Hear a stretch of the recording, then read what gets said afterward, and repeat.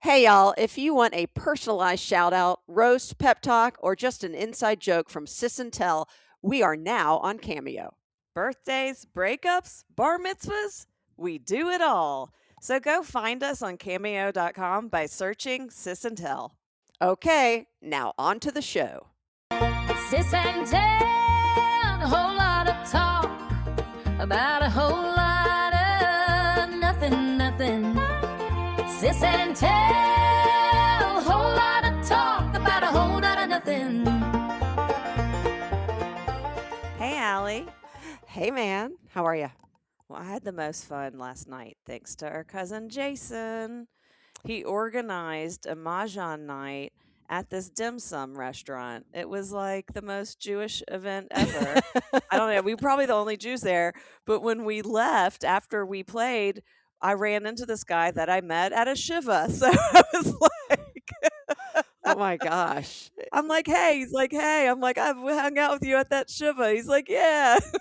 It's like my big fat Jewish funeral. What is going I on? know. Yeah. So, wait, when you say he organized Mah Jongg night, like for a whole bunch of people or just four of you? So there's this dim sum restaurant in Cabbagetown, which is a part of Atlanta. That's about No, a wait. 15. There's a place in Atlanta called Cabbagetown. Yes, has Do nothing they to do with Cabbage sell Patch Kids. cabbages? Okay. Or No, Cabbage Patch I dolls. don't know why it's called Cabbagetown, but All right. so they have a Mah Jongg night. They do. I don't know if it's once a week or once a month, but it's at this And also, place what do you keep saying? What's the word? Mah Jongg. Okay, good. Mah It's Jongg. I did say yes. Mah Jongg. I did say I did say Mah Jongg. Okay. I did I'm like, say I that. feel like I've misheard you twice, or No, you heard me twice correctly. Okay, I did yeah. not say the G. All right, Every podcast, there's like the there word of the is. day that we're going to make sure everybody pronounces right, including you. And today's word, mahjong. Okay, there. Mahjong. There we go. Okay, All right. that's a So, lot to ask me to yeah. do that G. So anyway, what is it called? Jin Chan's. It's a restaurant, dim sum restaurant. They do Hong Kong style mahjong, which is more like gin rummy Okay. because there's just like one hand you collect. Oh, I like And that. you're right. It's so easy and it was so fun. And then when you're supposed to yell mahjong if you win, and then everyone erupts like it's like Uno, right? Oh, And or but bingo. yeah, or bingo. Yes, like bingo or Uno, and it was really fun. And then you don't order the food off a menu. They come around and they're like, "Hi, we've got this coming out. Would you like some?" And then they check your menu that you ordered it. So it's like I revolving love that. sushi bar, except revolving Yeah. dim sum, and it's not on a conveyor belt. It's on servers walking around with a tray. It's so Yeah. fun. And Jason brought his gay card with him, and we got a 10% discount. Okay, back up. Yeah. His gay card, that's a Yep. thing? In He has. Cabbagetown, you Yeah. have to have a gay card?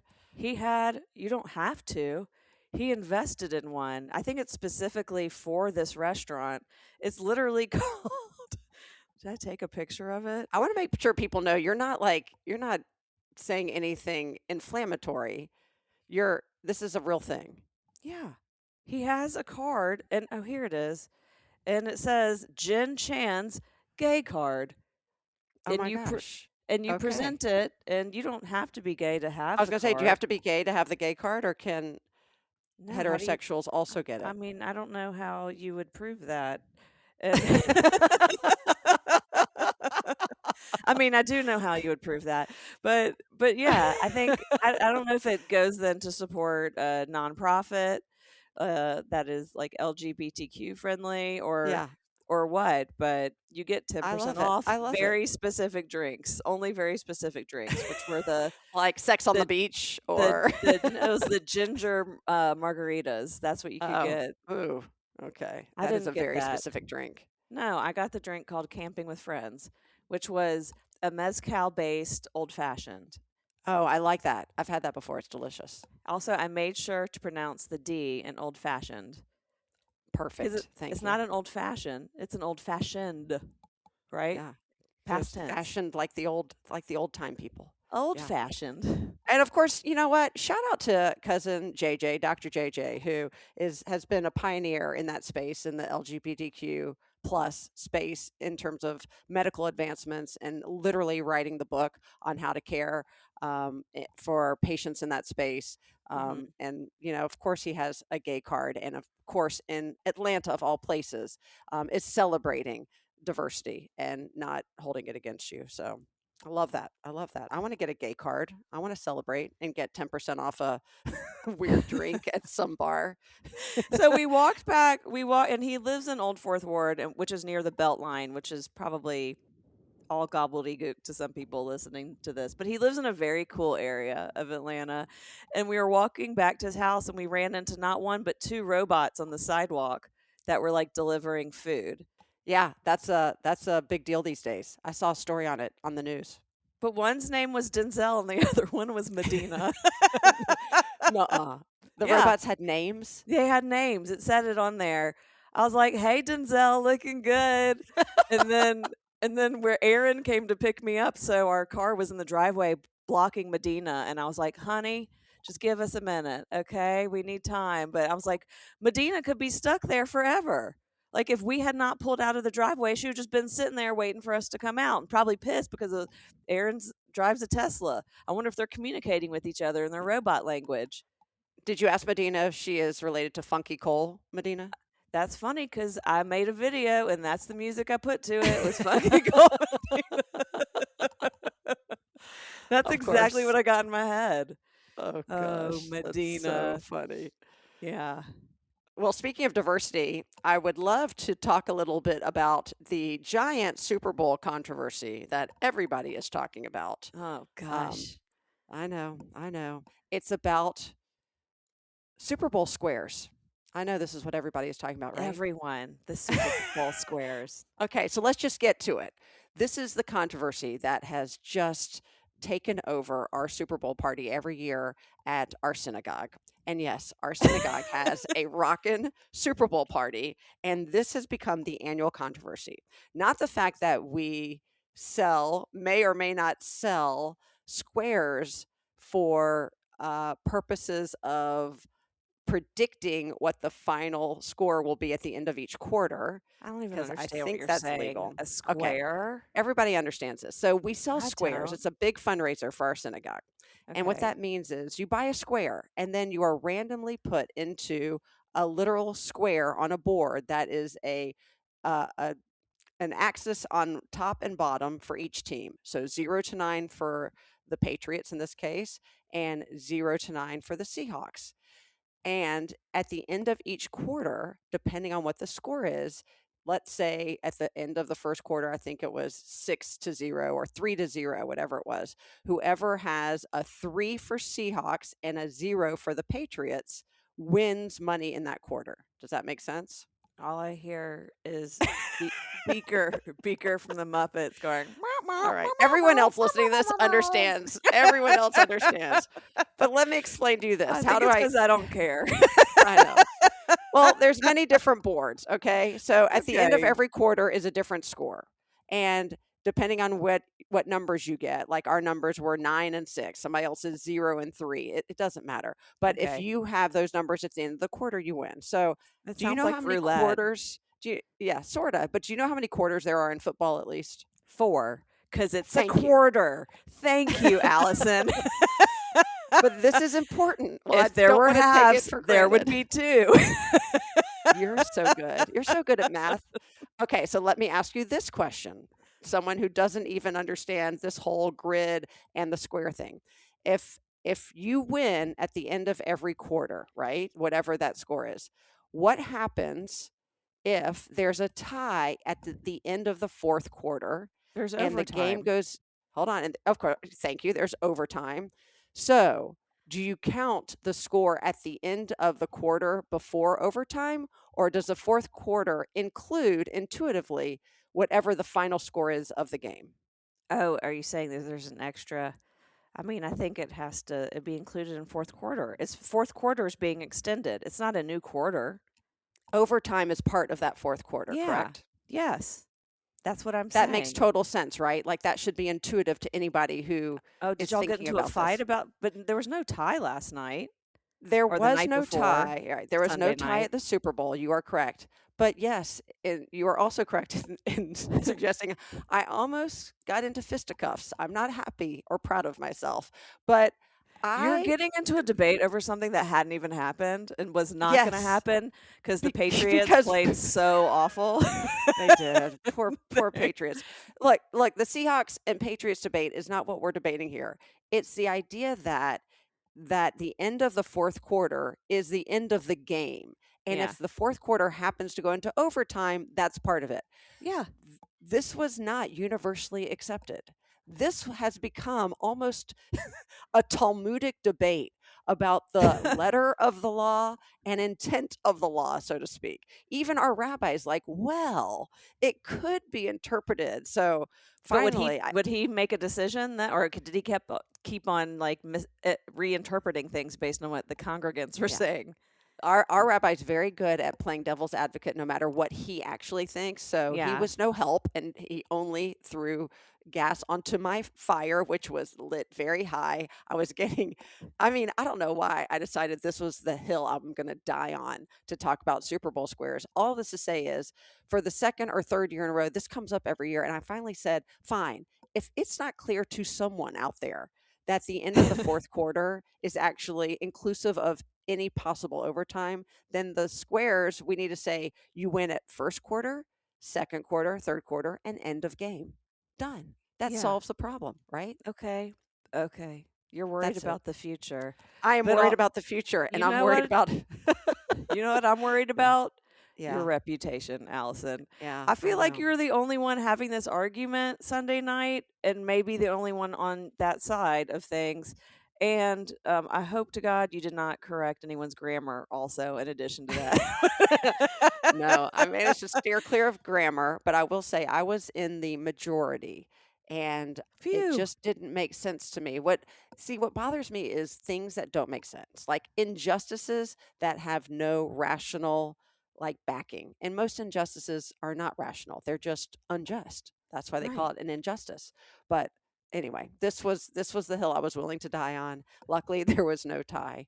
Um, and among other things, like to bring up something that was universally accepted, Bad Bunny was awesome.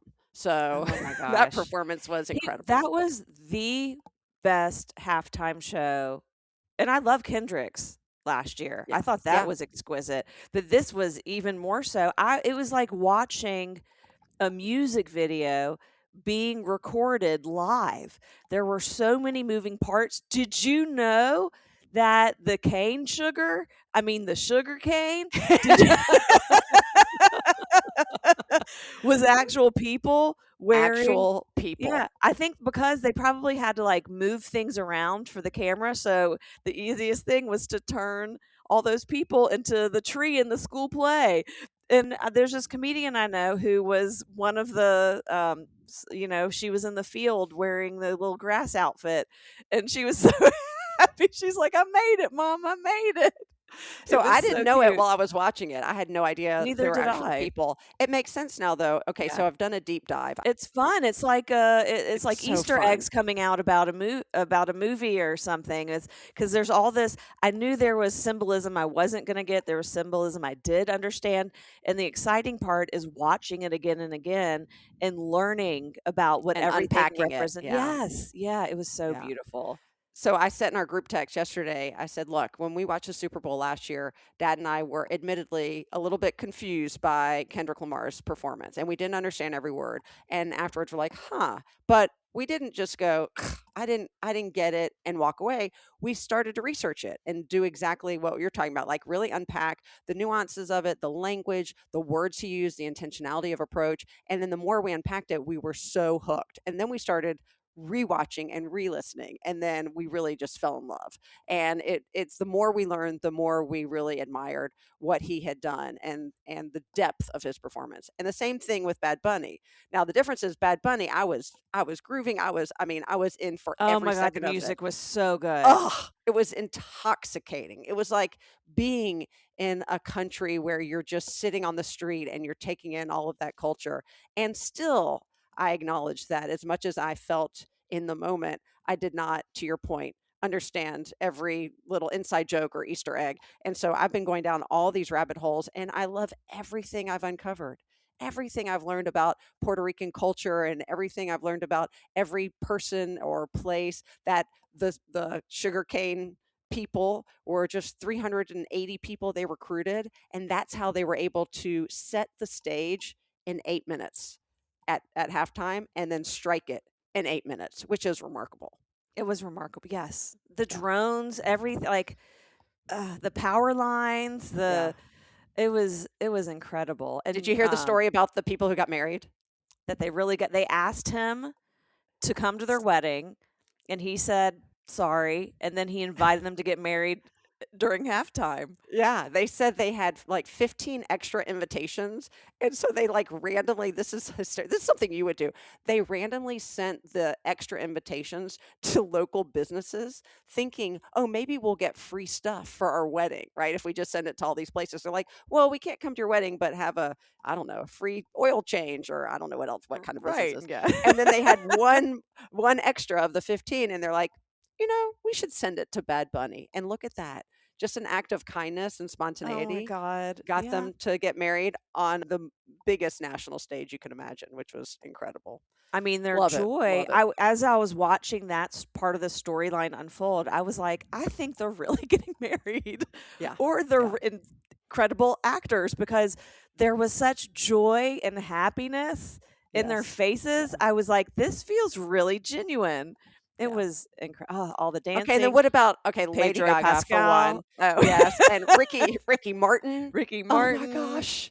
I mean, those Menudo days feel like yesterday. Ricky Martin and I are basically the same age, and I just love him. As soon as I saw him, I look at my friends who are the same age as I am, and I'm like, is that? They're like, yes, it's Ricky. I mean, we were so happy. He Okay, was so you know amazing. what I have sitting in my closet that I bought 20 years ago, and I was like, I'm going to hold on to this because I don't know why I thought it'd be a collector's item, but I have Ricky Martin Valentines.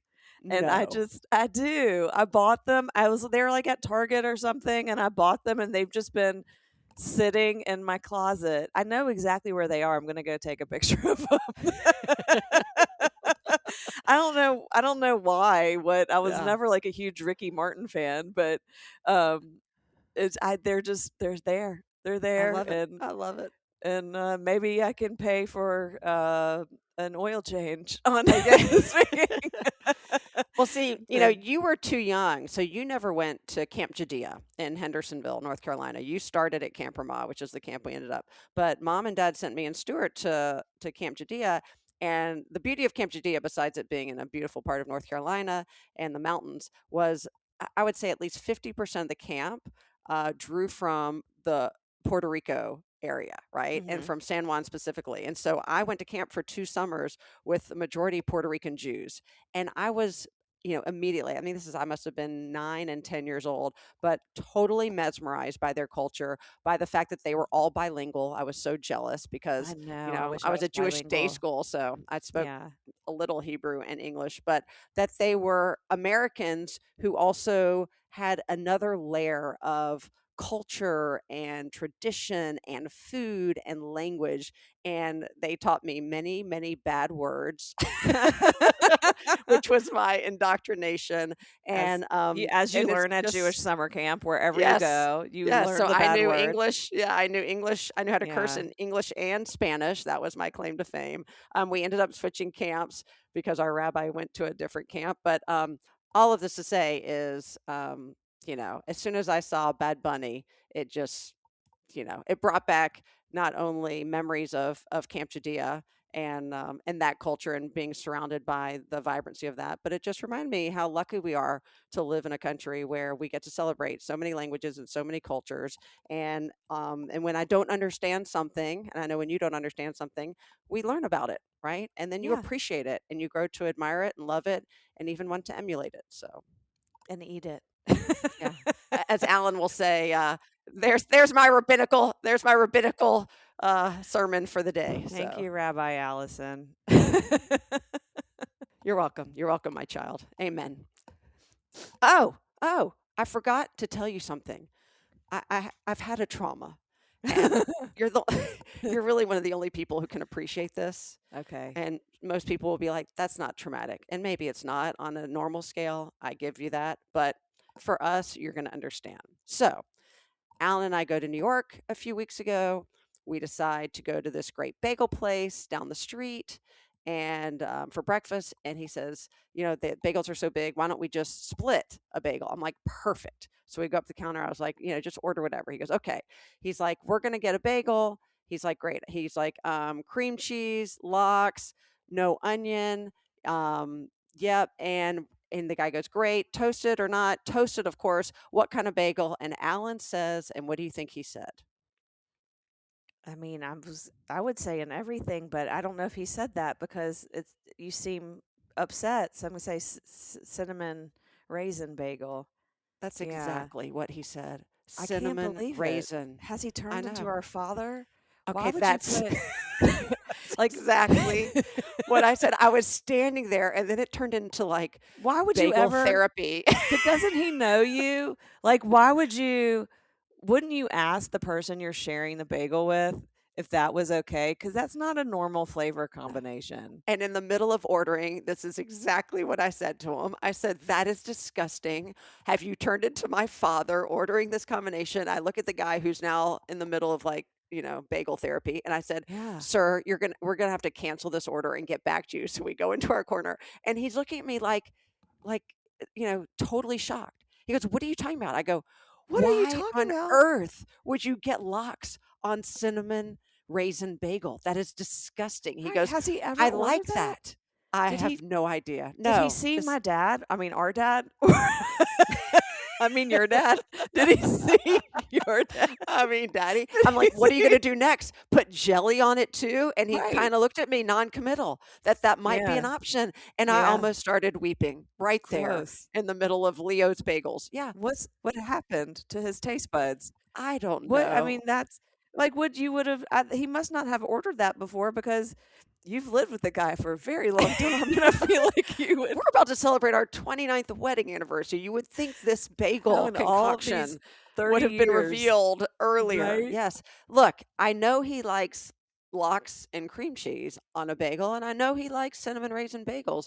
I just had no clue he liked them together, nor did I think he would ever presume I would, even if he did like that combination. He should know me well enough to know there is no way on this planet I would ever eat that combination. So why Can would I we ever split that with him? can we also just talk about raisins? Like raisins. Can we Sure. like raisins and lox? That sounds disgusting. Disgusting. Yeah. Would you sprinkle raisins on lox? No. No. Capers? Okay, hold on. Yes. Let's go again. Let's even whittle it down more. Yeah. Cinnamon. Yes. Would you put cinnamon on lox? No. No. No. No. I- Look, if anybody's listening to this and they're saying yes, you're Okay. going to need to like go I've elsewhere. got We I've can't got help an you. even worse scenario. Okay. Okay.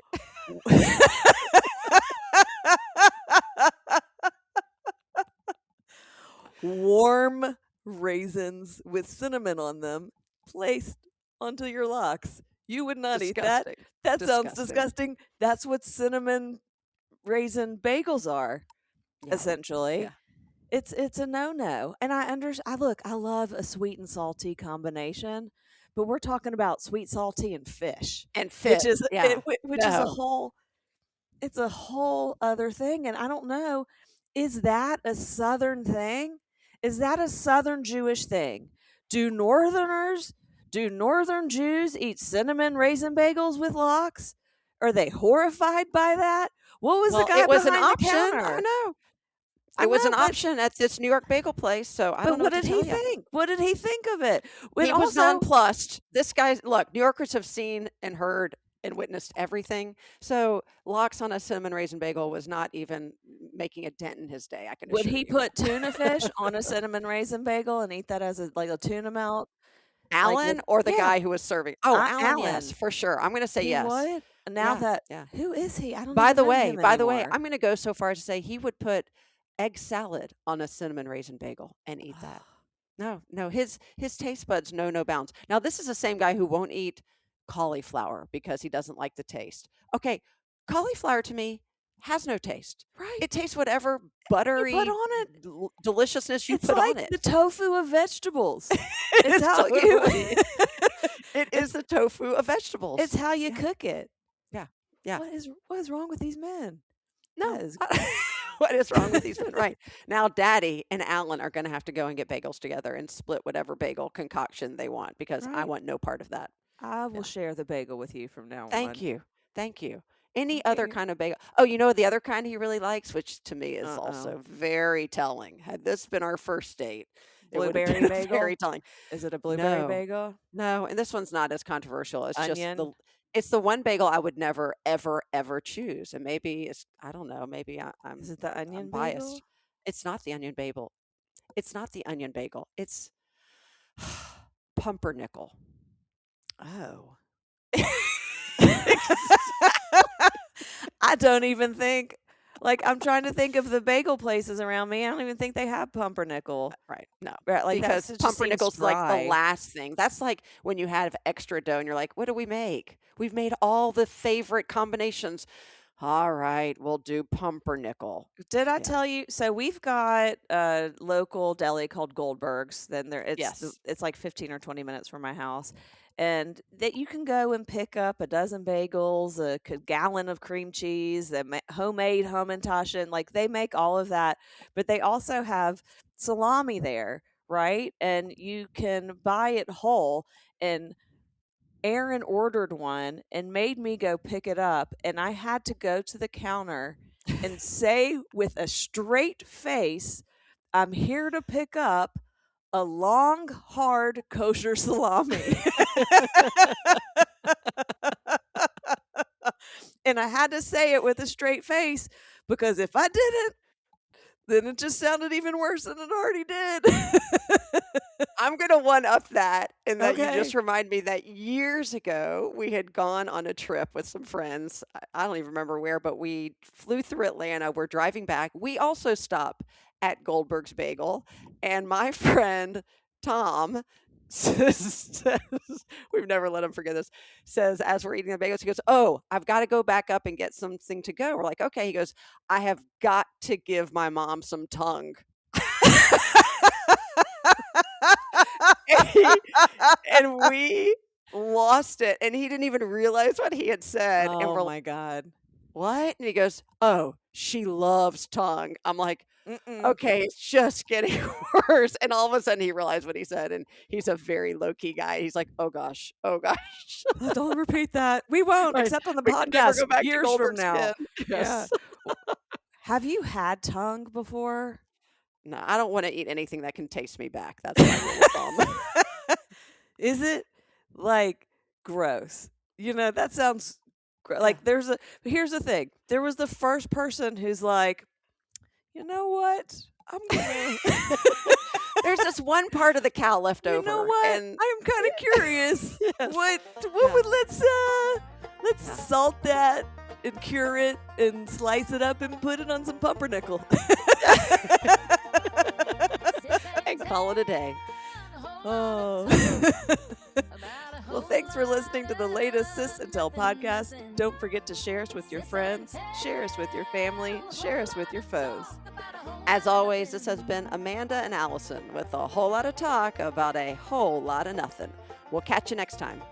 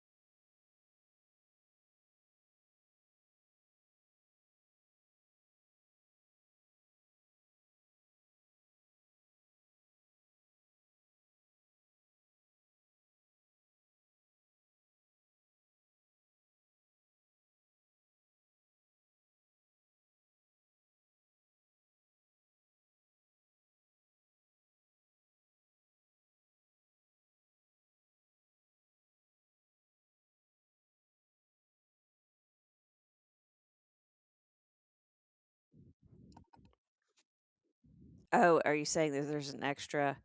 I mean, I think it has to be included in fourth quarter. It's fourth quarter is being extended. It's not a new quarter. Overtime is part of that fourth quarter, Yeah. correct? Yes. That's what I'm saying. That makes total sense, right? Like that should be intuitive to anybody who Oh, did is y'all get thinking into a about fight this. about? But there was no tie last night There or the night was no before. tie. Right. There was Sunday no tie night. at the Super Bowl. You are correct. But yes, you are also correct in suggesting I almost got into fisticuffs. I'm not happy or proud of myself, but You were I getting into a debate over something that hadn't even happened and was not going to yes, happen because the be- Patriots because played so awful. they did. Poor Patriots. Look, the Seahawks and Patriots debate is not what we're debating here. It's the idea that the end of the fourth quarter is the end of the game. And Yeah. if the fourth quarter happens to go into overtime, that's part of it. Yeah. This was not universally accepted.